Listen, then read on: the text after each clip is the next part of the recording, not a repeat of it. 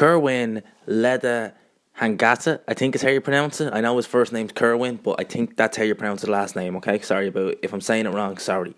Anyway, he knocked out Frankie Gavin in the 4th round with a body shot. This was actually a really good fight while it lasted. First thing I want to say, I watched this fight. I was very lucky to get it. It was not on any stations here in Ireland or the UK. So I was lucky to find it. I got it on ESPN Plus. And I want to just address this before I get into this fight. The commentary was awful. I mean, these two guys, I don't know who they are. One of them's a former boxer called Troy. I forget his last name. They were shocking. And I've said on videos before that I think Sky are bad. No, these guys make Sky look like HBO. So I want to get that out. I want to get that out there. Now into this fight. Going into this fight, I knew Frankie Gavin had missed weight by 5 pounds. I made a video about that. I had seen Kerwin's fight against Bradley Skeet.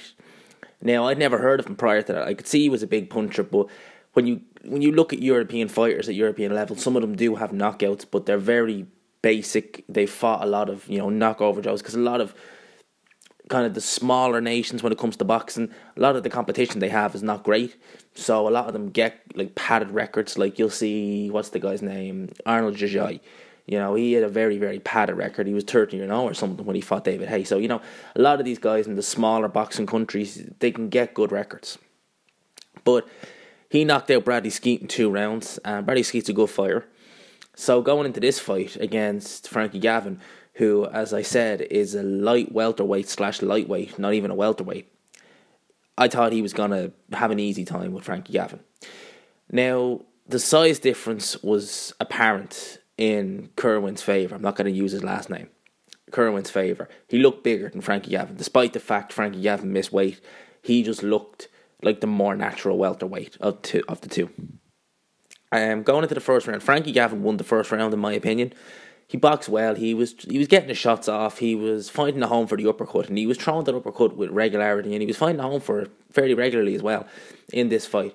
So Frankie Gavin did well in the first round, then he came out again at the second round, and for my money, I thought he took the second round even a little bit more clearly than I think he took the first round.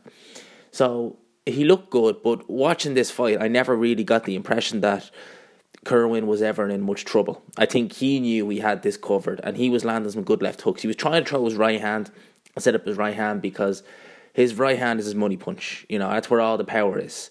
And he wasn't really landing with it. And, it was the third round where he kind of really, you could see a breakthrough was coming through. He was starting to get land a bit more regularly with his shots. And you could see that the right was kind of on the wall. It was more becoming a case of when.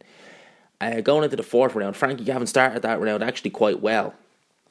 He was moving a bit and he was, getting his shots off, and then Kerwin landed a good right hand which appeared to stun Frankie Gavin. He went back up into the ropes. I thought he was going to go down, but he didn't. And Frankie Gavin, to his credit, he weathered the storm. He was throwing punches back, and then they started kind of getting into a few exchanges in the centre of the ring.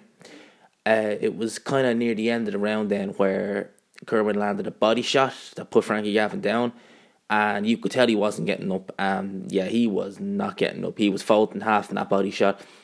That was the end of the fight. Frankie Gavin, he gave a good account of himself. Did he redeem himself for missing weight? No, but he gave a good account of himself. But to be fair, you kind of have to expect that he is a very, very good boxer. He's a very talented fighter, which is, as I've said, it kind of makes me wonder why he doesn't just, keep himself in shape and fight at weight classes that he really should be fighting in, because he could have had a world title. He could have had more bigger paydays than he had by now. But, it is what it is. Kerwin, I'm not going to try to say his last name. He's impressive. He's looking impressive. He's European champion. He's 27-0, 22 knockouts, which is good going. So yeah, he's looking good. The welterweight division at this stage is a fairly stacked division. So if he wants to try and win a world title, he's going to have his hands full, because you've got Sean Porter, you got Keith Thurman on his way back. We don't really know what way he's going to be, but I'm thinking Keith Thurman will probably be all right. You got Errol Spence, and then, in my opinion, you got the number one in the division, which is Terence Bud Crawford. So it's not an easy division to win a world title. You've got some up-and-comers, like your Josh Kelly's, your Daniel Yevalusinov, I think is how you pronounce it. Guys like that, up-and-coming. I I think that this Kerman guy would beat Josh Kelly. I do. Josh Kelly is a good fighter. He's a good prospect. He's one to watch, but I don't know. I can't put my finger on it. I don't know what it is. I think he's a good fighter. He's very good, but he's very talented. He's skilled. But I'm just not buying into it. I don't know why.